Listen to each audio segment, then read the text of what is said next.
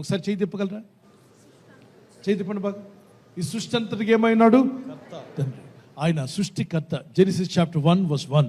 కాబట్టి ఆయనే తండ్రిలా ఉండాలి, తల్లిలా ఉండాలి, అలా సృష్టించిన వాడు కూడా ఆయనే. అందుకే సిస్టర్స్కి లెఫ్ట్ బ్రెయిన్ బాగా పనిచేస్తుందంట, పురుషులకి రైట్ బ్రెయిన్ బాగా పనిచేస్తుంది.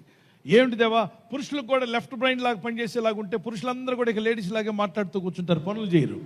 వాళ్ళు సిస్టర్స్ లాగా వాళ్ళు కూడా పనులు చేయకుండా కూర్చుంటారు. సిస్టర్స్ పని చేయట్లేదు అంటలేదు, సిస్టర్స్ బాగా పనిచేస్తారు. బ్రదర్స్కి, పురుషులకు ఏముండాలో దేవుడు పెట్టాడు, రైట్ బ్రెయిన్.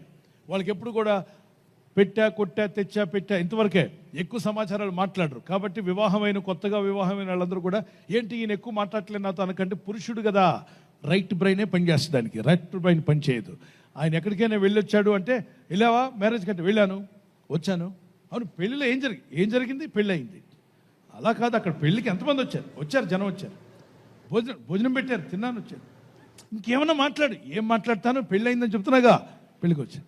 అలా కాదు. సిస్టర్స్ కనుకోండి, పెళ్లి కొడుకు ఎలా ఉన్నాడు, పెళ్లి కూతురు ఎలా ఉంది, ఈడు జోడు కుదిరేయాలేవా, దొండపండుకి కాకిముక్కు దొండపండ, లేకపోతే వచ్చిన వాళ్ళు ఎలా ఉన్నారు, ఏ ఆహారం పెట్టారు, చికెన్ ఉందా లేదా, మటన్ ఉందా లేదా, ఫ్రై ఉందా లేదా, దానిలో ఏం పులుసు కూరలేంటి, ఫ్రై కూరలేంటి, ఐస్ క్రీమ్ ఇచ్చారా లేదా లాస్ట్లో, అన్ని రకాల మాటలు మాట్లాడాలి.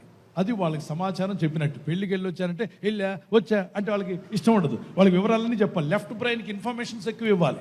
ఇవ్వకపోతే ఆమెకు భోజనం చేసినా చేయనట్టే ఉంటుందట ఆ రోజంతా. అనవసరంగా పెళ్ళికి పంపించాను, నేను వెళ్ళినా బాగుండు అనుకుంటుందట. మరి పురుషుడికి అంతా పేపర్, ఎంతమంది న్యూస్ పేపర్ చదివారు? న్యూస్ పేపర్ చూసిన వాళ్ళు. న్యూస్ పేపర్లో హెడ్లైన్స్ ఉంటాయి, తెలుసు కదా మీకు. హెడ్లైన్స్, పలానా దగ్గర పలానా ప్రమాదం జరిగింది, పలానా యుద్ధము, లేకపోతే పలానా యుక్రెయిన్ మరి రష్యా మధ్యలో యుద్ధం జరుగుతుంది, అంతే హెడ్లైన్స్. దాని కింద ఎవరు ముందు బాంబు వేశారు, తర్వాత ఎంతమంది చనిపోయారు ఆ బాంబుకి, ఈ వివరాలన్నీ లోపల పేజీలో ఉంటాయి. వాళ్ళే లేడీస్, దేవునికి స్తోత్రం. 11వ పేజీలోకి వెళ్తే వివరాలన్నీ ఉంటాయి, వాళ్ళు వివరంగా చెప్పగలుగుతారు. They knows it from A to Z, they will speak.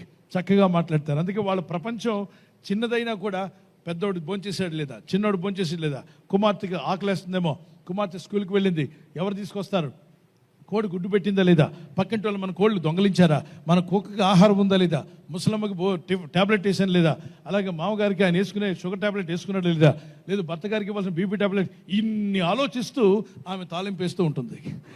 తాలింపు వేస్తూనే ఇన్ని ఆలోచనలు ఉంటాయి. పురుషుడికి అన్ని ఆలోచనలు తీసుకొచ్చి పెడితే పటక్కమంటాడు, పట్టా కట్టినట్టే. మేము పట్టుకుని రావాలి. ఏ పాట పాడాలి, పాడండి ఒకసారి. ఏమిటయ్యా పోయావంటే, ఇన్నెక్కడ నేను ఆలోచిస్తానండి, ఉద్యోగానికి వెళ్తాను, వచ్చిన జీతం తెచ్చిస్తాను. పురుషుడికి రైట్ బ్రెయిన్, సిస్టర్స్కి లెఫ్ట్ బ్రెయిన్. ఈ రెండు కూడా దేవుడు కావాలనే పెట్టాడు.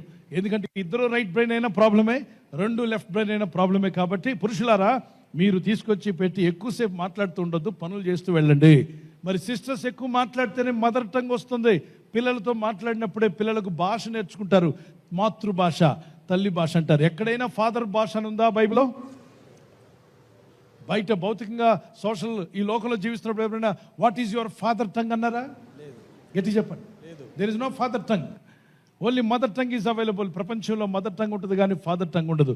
ఎందుకంటే తండ్రి దగ్గర పెరిగిన పిల్లలు భాష ఎక్కువ మాట్లాడలేరట. తండ్రి దగ్గర పెరిగిన పిల్లలు ఎక్కువగా మాట్లాడరావు. తల్లి దగ్గర పెరిగిన పిల్లలకు చిలక పలుకుల్లాగా భలే పలుకుతూ ఉంటారు. ఏమిటి పాప ఇంత చిలకలాగా మాట్లాడుతుంది, పెద్ద చిలక ఇంట్లో ఉందని అర్థం. పెద్ద చిలక ఇంట్లో మాట్లాడుతుంది కాబట్టి ఆ మాటలన్నీ చిన్న చిలక ఏం చేసింది, కాపీ కొట్టి మాట్లాడుతుంది. ఇట్ ఈస్ ట్రూ పిల్లరా. నేను చెప్పే మాటలు నిజం ఉందని వారు చేయొద్దండి. అయితే మీరు దేవుని మాటలు నేర్పించండి. స్త్రీలు మీరు ఎక్కువ మాట్లాడతారు కాబట్టి ఎక్కువగా ప్రార్థన వాక్యము మీరు నేర్పించండి మీ పిల్లలకి. అది మీ ఇంటికి ఆశీర్వాదం. భర్తలారా, మీ కుటుంబాన్ని బాధ్యత కలిగి నడిపించుకోండి, అది మీ కుటుంబానికి దీవెన. బైబిల్లో చెప్పిన